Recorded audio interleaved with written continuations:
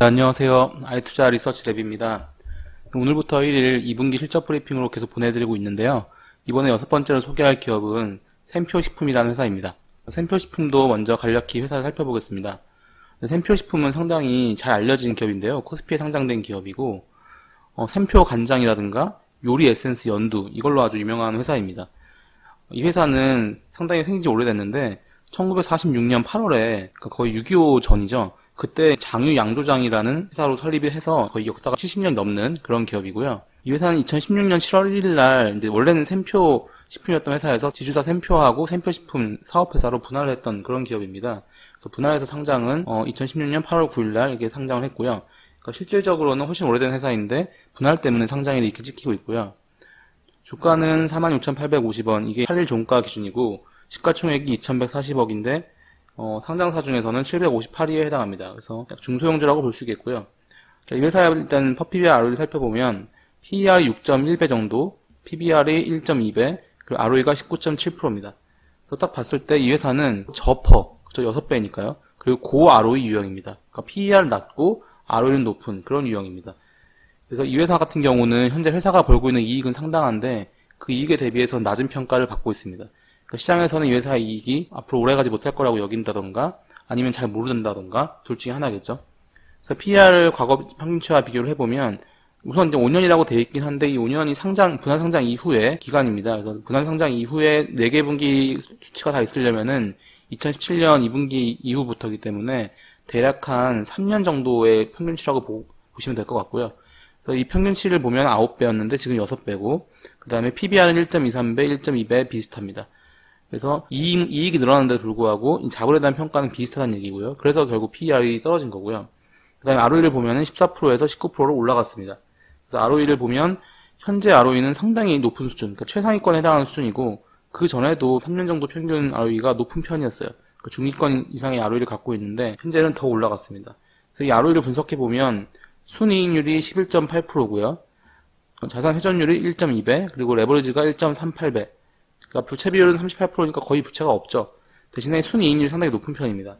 그래서 이 회사의 순이익률은 일반 제조업치고도 높은 편이고 음식료 다른 기업과 비교해도 높은 편인데요. 이 샘표식품 말고 이제 종합식품업체라고 할 수 있는 오뚜기라든가 농심, CJ제일제당 이런 곳과 비교해 보면 오뚜기가 5.1%, 농심이 한 4.8%, 그리고 CJ제일제당은 3% 정도 됩니다. 그러니까 순이익률이 이런 종합식품업체에 비해서는 상당히 높은 편. 그래서 이 샘표식품하고 비교할 수 있는 회사는 라면을 주력으로 하는 삼양식품인데요. 이 삼양식품이 순이익률이 12% 정도 되면서 샘표식품과 비슷합니다. 그러니까 샘표식품도 이제 간장이라든가 이런 몇 개의 품목에 특화되어 있기 때문에 상당히 높은 이익률을 보여주는 기업이고요. 자, EPS를 보면 7,711원인데 주당, 배당은 200원 합니다. 그러니까 배당 수익률, 일단 수익률만 보면은 0.4%, 주가 46,850원이니까. 그래서 배당 수익률도 매우 낮고, EPS랑 비교했을 때 배당 성향이 거의 3%, 이 정도면 배당을 거의 안 한다고 봐도 무방할 정도죠. 이 회사의 배당은 분할 이후에는 매년 200원씩 일정한 배당금을 그냥 주고 있습니다. 그래서 이 회사의 배당 매력은 그냥 없다고 과감히 말할 수가 있겠습니다. 배당을 하는데 의의를 둔다, 이 정도 회사라고 볼 수 있겠습니다. 제가 방금 말씀드린 부분들은 이제 뒤에 뷰포인트로 정리를 좀 했습니다. 그래서 이 부분에서 이제 특히 이 ROE 분석에서 이 19.8%를 내고 있는 ROE가 순이익률, 이 부분이 가장 중요한데 오뚜기라든가 농심, CJ제일제당 같은 다른 종합식품회사와 비교했을 때 높은 편이다. 이 부분이 중요한 포인트라고 할 수 있겠습니다. 자, 주가를 좀 살펴보면요. 주가를 보면 이 회사는 분할 이후에 거의 3만원에서 4만원 사이를 왔다 갔다 했던 그런 기업입니다. 그리고 2018년 이후에는 주가가 계속 떨어져서 거의 3만원이 깨지기도 했죠. 올해 3월에는. 근데 이 사이에 순이익은 계속 올라갑니다. 2018년 4분기부터 순이익이 본격적으로 상승을 하기 시작하는데요. 그러니까 이 회사는 순이익은 올라가고 주가는 떨어지는 기간이 거의 1년 가까이 이런 기간을 겪었습니다. 그래서 주가가 3만원, 4만원 형성이 되다가 2020년, 그러니까 올해 5월 한 달 동안 71%가 급등합니다. 이게 바로 이 급등인데요. 이때 거의 수직으로 상승한 이 부분, 이때 급등을 하고요. 실제로 날짜는 15일하고 18일 이틀 동안 거의 다 올라요. 그러니까 1분기 실적을 발표한 직후에 상한가를 기록하고 그 다음날 22%가 상승합니다.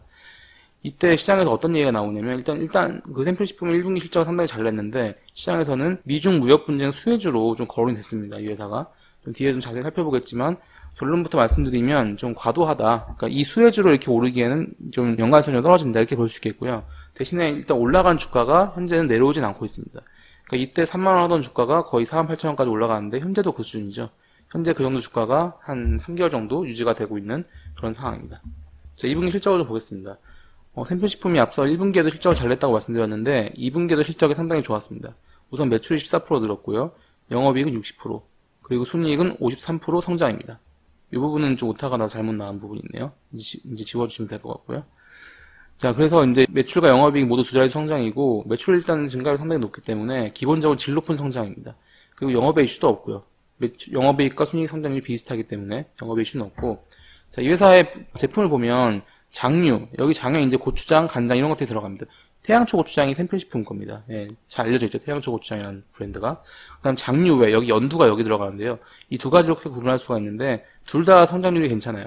장류는 15%, 장류외는 18%. 그래서 이 두 가지 품목이 다 고루 성장했다. 이렇게 볼 수 있겠고요. 또한 주목할 부분은 수출인데요. 2020년, 그러니까 올해 상반기 수출 증가율이 24%입니다. 그리고 내수는 13% 증가. 그러니까 수출 증가율이 올해 상당히 높았다. 내수에 비해서. 이런 부분들이 2분기 실적에서 좋은 포인트라고 할 수 있겠습니다. 자, 그럼 기업 소개는 사실은 드릴 게 없을 정도로 유명한 기업입니다. 이 사진을 보면은 금방 아실 수 있을 정도인데요. 일단 태양초 고추장이 샘표 거고요.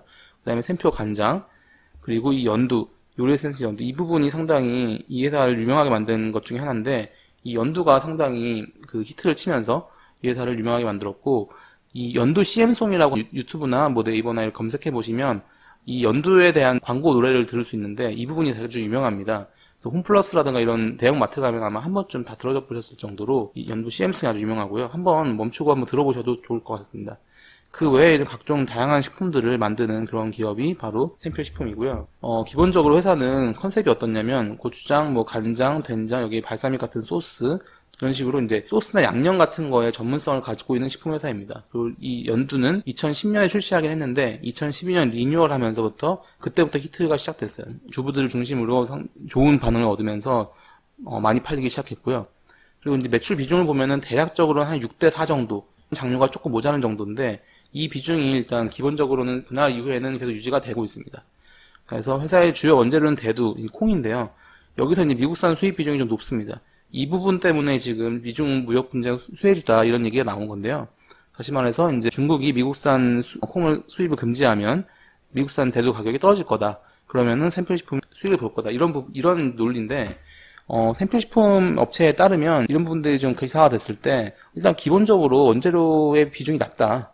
그리고 두 번째로는 대부분 다 계약해서 그러니까 가격을 정해서 이제 수입을 한다. 다시 말해서 대두 가격이 떨어지더라도 계약된 가격은 변하지 않기 때문에 결국 큰 영향이 없다. 이렇게 밝힌 바가 있습니다. 실제로 뒤에서 살펴보시면 이 회사가 매출 원가율이 낮은 편이거든요. 그러니까 원재료가 영향을 크게 미치는 그런 회사가 아니라는 거죠. 그러니까 이게 바로 농심이라든가 오뚜기라든가 다른 식품 회사들하고 좀 차별화가 되는 부분인데 이 회사 같은 경우는 원재료가 그렇게 중요하지가 않습니다. 대신에 뭐가 있냐면 판관 비율이 높아요. 그러니까 판촉비 비중이 상당히 큰 기업입니다. 그러니까 광고나 이런 것들을 열심히 한다는 거죠. 이런 부분들이 좀 중요하겠고요.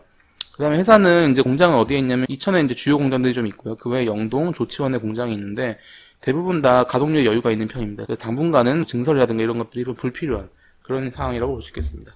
자, 장기 실적 한번 점검해 보면, 자, 샘표식품 같은 경우는 이 회사는 장기 실적을 보려면은 분할을 좀 봐야 됩니다. 그래서 분할 전하고 분할 후를 같이 봐야지 이 회사가 장기 실적의 의미가 있는데, 분할 전을 보면은 2011년부터 2015년까지가 분할 전입니다. 이때는 지주회사 분할하기 전이니까 그때 차트를 갖고 왔고요. 2017년부터 2020년 6월까지는 분할 후입니다. 2016년이 왜 없냐면 이때 분할이 있었기 때문에 2016년 2분기 실적이 정확하게 추적이 되지 않아요. 이 부분이 추적이 하기가 어려워서 2016년을 제거했고 2016년 제거하고 보더라도 장기 추이를 보는데 별 문제는 없습니다. 그래서 이 장기 실적 이렇게 쭉 보시면 되겠는데요. 우선 매출은 연평균 약 3% 성장입니다. 2011년부터 2020년 6월까지. 2020년 6월은 참고로 연한상 기준입니다. 그러니까 최근 12개월 합산으로 1년치에 맞춰놓은 거죠. 다시 말하면 2020년 상반기하고 2019년 하반기를 합쳐가지고 여기다 표시를 했습니다. 올해 하반기, 2020년 하반기가 2019년 하반기와 같다면은 올해 연간치가 이렇게 표시가 되겠죠. 이런 식으로 연으로 환산해서 차트를 보는 방법이 있습니다. 그래서 연평균 매출은 3% 성장을 했고, 그래서 매출 성장률이 기본적으로 높은 편이 아닙니다. 매출이 뭐 꾸준하게 증가는 하지만 성장률이 높지 않은 딱 음식료 업체의 모습을 전형적으로 보여주는 이런 부분이 있고요. 대신에 분할 직후에 어떤 특징이 있냐면 영업이익 증가율이 상당히 빨라집니다. 이 분할 직후가 이때 2017년인데요. 이때부터 영업이익이 상당히 빠른 속도로 과거보다는 훨씬 빠르게 늘고 있습니다. 그래서 그 요인을 좀 살펴봤더니 이 판관 비율의 그 열쇠가 있는데요. 이 판관 비율, 이 초록색 선인데요. 이 판관 비율이 2015년에 거의 40%에 육박하던 게 2020년 6월에는 32% 수준까지 상당히 떨어집니다. 여기서 이 8%가 감소한 이 부분이 영업이익 상승률로 고스란히 이어진 것을 볼 수 있습니다. 그래서 이 판관 비율의 감소가 일단 샘표식품의 상당히 중요한 장기 실적 특징이고요. 이 판관 비율이 왜 떨어졌나 봤더니 매출이 어쨌든 3%씩 매년 꾸준히 늘었는데도 판관비 전체 규모, 절대 규모가 950에서 1000억 정도가 계속 유지가 되고 있습니다. 그러다 보니까 이 판관 비율의 분모에 해당하는 매출이 자꾸 늘면서 판관 비율이 하락을 하게 된 거죠. 이런 부분이 있고요. 그 다음에는 안전성을 좀 보겠는데요. 이 회사는 기본적으로 앞에서 이제 부채 비율도 높지 않았잖아요. 그래서 안전성은 매우 안전하다고 볼 수 있습니다. 일단 차입금 자체가 계속 줄고 있는 상태이고요. 그 다음 차입금의 절대적인 비중도 낮은 편입니다. 무엇보다도 상반기 말 기준은 차입금 280억 정도 되는데 현금성 자산이 403억이에요. 그러니까 이 회사는 맘만 먹으면 언제든 차입금을 상환할 수 있습니다. 다시 말해서 실질적으로 무차입 경영을 하고 있는 기업과 다를 바 없다. 이렇게 볼 수 있겠고요. 그 다음에 이익 차트, 그 축적 차트를 보면 이 자산 차트를 적는 걸 좋아하는데 이 부분을 보면 회사에 대해서 많은 걸 알려줍니다. 자, 우선 이 회사는 일단 이익 잉여금이 0에서 시작하죠. 왜냐하면 분할해서 생겼기 때문에 0에서 다시 시작을 하는 거죠. 그 다음에 유형자산 비중이 매우 높습니다. 이것도 역시 분할의 특성 때문에 그렇습니다. 사업 분할할 때 이 사업에 해당하는 부분만 따로 떼가지고 나오기 때문에 처음부터 공장을 갖고 시작을 하는 거죠. 그래서 이런 경우에는 유형자산 비중이 매우 높게 형성이 됩니다. 자, 그러면 분할 이후에 어떻게 되냐면 우선 유형자산은 별로 늘어난 게 없습니다. 이때 한번 늘긴 하지만 그 이후로는 딱히 는 게 없고요. 실제로도 가동률 면에서도 낮기 때문에 앞으로도 아마 유형자산은 거의 뭐 현상 유지 정도 하는 부분 투자만 이루어질 겁니다. 그래서 결과적으로 어떻게 되고 있냐면 영업이익이 개선된 2019년부터는 뭐가 쌓이고 있냐면 이 당좌자산, 현금이 쌓이고 있는 중입니다. 그래서 이 부분이 쌓이면서 지금은 현금성 자산이 올라가는 상태고요. 그래서 올해 말에는 이 순현금이라는 거는 이 현금성 자산 400억에서 차입금 280억 뺀 겁니다. 그래서 차입금을 다 갚고 났을 때 남는 현금 이렇게 말씀드린 적이 있고요. 이 부분이 120억으로 현재 시가총액 2140억에서 대략 한 6% 정도는 차지를 한다. 이렇게 볼 수 있겠습니다. 그래서 이 회사를 이제 가치 평가를 할 때는 이 순현금 부분도 반드시 고려를 해줘야 될 부분이 되겠고요. 첫 번째 회사의 포인트입니다. 첫 번째 포인트는 우선은 앞에서 잠깐 언급했던 이 광고비 절감에 따른 이익률 개선이 되겠습니다. 올해 상반기 이익률 개선. 상반기 판관비 주요 항목 변화를 보면 여기에 이제 표가 나와 있는데요. 여기 보시면 우선 매출이 상반기에 175억, 13%가 듭니다. 근데 판관비는 오히려 31억이 감소해요. 7% 줄었죠. 그러니까 매출이 13% 늘었는데 판관비가 줄었기 때문에 판관비는 더 빨리 떨어졌습니다. 그러니까 올해 상반기에 상당히 이런 변화가 가시화됐고요.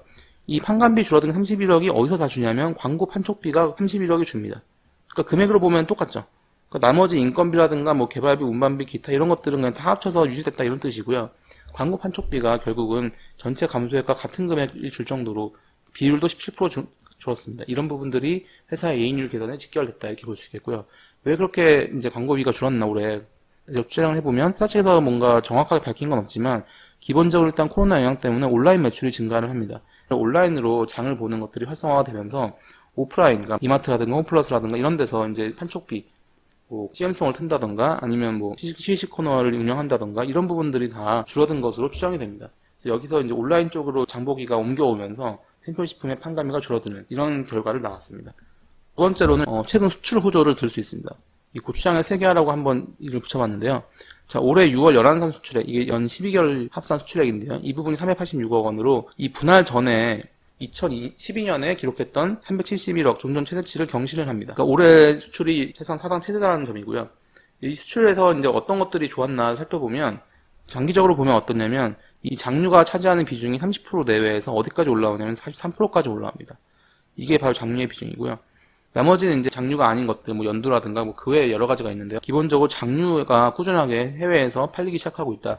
이런 부분이 있고, 특히 분할 이후에는 수출이 계속 증가하는 모습을 보여줍니다. 그러니까 과거만큼은 아니지만 분할 이후에는 수출이 상당히 늘어나는 모습을 매년 보여주고 있고요. 지역별로 올해 상반기에 보면은 북미 수출이 전체를 이끌었습니다. 상반기 수출이 북미에서 100억을 했습니다. 전년비 26% 증가고, 이 북미 수출이 전체 수출의 약 50%를 차지할 정도로 중요합니다. 다시 말하면 거의 미국인데요. 미국에서 이제 상반기에 코로나 이슈로 이제 집에서 밥을 해먹는 수요라든가 이런 것들이 미국도 마찬가지로 늘었기 때문에 이런 부분들이 이 회사가 만들고 있는 소스, 연두 같은 경우는 한식뿐만 아니고 다른 요리에도 어울릴 수 있도록 만들어 놨거든요. 이런 부분들이 어필을 한 게 아닌가 이렇게 판단이 되고 있습니다. 마지막으로 밸류에이션 한번 살펴보겠습니다. 자, 이 회사는 기본적으로 저퍼주입니다. 그러니까 저퍼주의 관점에서 출발을 일단 해야 되는데요. 한번 주목을 받았죠. 그 주목이 이제 미중 무역 분쟁 테마주다. 앞에서 설명드렸듯이 이제 원가율도 낮고 해서 그러니까 아주 크게 연관은 없지만 기본적으로 일단 주목을 받았다는 게 중요하죠. 그러니까 저퍼주들은 일단 시장의 주목을 받고 안 받고가 상당히 중요합니다. 그리고 나서는 한번 주목받았으면 재평가가 시작될 거냐 이런 부분들이 주가에 되게 중요한데, 자 우선 보시면 앞에서 설명드렸던 대로 5월 15일과 18일 날 1분기 실적 발표 직후에 60%가 급등해서 48,000원까지 오르고 여기서 주가가 유지가 되고 있습니다. 이 샘표식품이 증권화 리포트가 없는 기업이에요. 그래서 리포트가 없어서 이제 주가는 급등했는데도 불구하고 투자들의 관심을 아주 많이 받지 못했는데, 대신에 지금 같은 경우는 순이익이 계속 늘고 있고, 앞서서 말씀드렸던 대로 이익률 개선이라든가 그 다음에 수출 증가라든가 이런 부분들이 실제로 기업에 작용을 하고 있기 때문에 PER 4배까지 떨어졌던 기업이 지금 주가가 올라서 PBR 6배가 됐습니다. 근데도 불구하고 ROE에 비하면 여전히 이 회사 같은 경우는 저평가된 기업이라고 볼 수 있겠고요. 이 ROE가 계속 유지가 되기가 쉽지는 않겠죠. 왜냐하면 판관비를 줄인다는 거는 그 판관비 감소가 0까지 가는 게 최대잖아요. 그렇기 때문에 판관비 감소는 어느 정도 한계가 있습니다. 비용을 줄여서 ROE가 높아지는 거는 그 이후로 계속되기가 쉽지는 않겠고요. 대신에 수출이 지금처럼 괜찮게 이루어진다고 하면 매출 성장 쪽에서 포인트를 좀 잡을 수 있습니다. 그래서 어떻게든 이런 부분들을 다 상쇄해서 앞으로 회사가 ROE를 그래도 10에서 15% 정도 유지한다면, 실제로 회사는 분할 이후에는 거의 14% 유지했던 기업이고요. 이렇게 유지를 하고 그다음 여기에 대한 평가를 받는다면은 향후에 적어도 15% 내외의 주가 상승은 기대할만 하지 않나 이렇게 판단하고 있습니다. 자, 지금 가치 지표를 보면 이 회사가 분할 상장 직후에는 PER이 16배까지 기록을 했다가 지금 계속 떨어지죠. 이런 부분들이 앞에서 설명드렸던 대로 주가는 자꾸 내리막을 타고 이익은 올라가고, 이게 이제 6배로 막 올라온 상황입니다. 그렇기 때문에 앞으로 회사가 현재 내고 있는 ROE에 걸맞는 펄을 받는다면은 연간으로 이제 좀 오래 보유하시면은 주가 상승을 기대할 수도 있는 기업이 아닌가 이렇게 생각이 되고 있습니다. 대신에 이제 테마성으로 급등하거나 이런 부분들이 미중 무역 분쟁이 또 거론이 된다면 이 부분은 근거가 빈약했구나 기억해 주시면 되겠습니다. 샘표식품에 대해서 준비한 시간은 여기까지고요. 오늘부터 1일은 다음에 또 다른 기업으로 찾아뵙도록 하겠습니다. 도움이 되셨다면 구독과 좋아요 부탁드립니다. 감사합니다.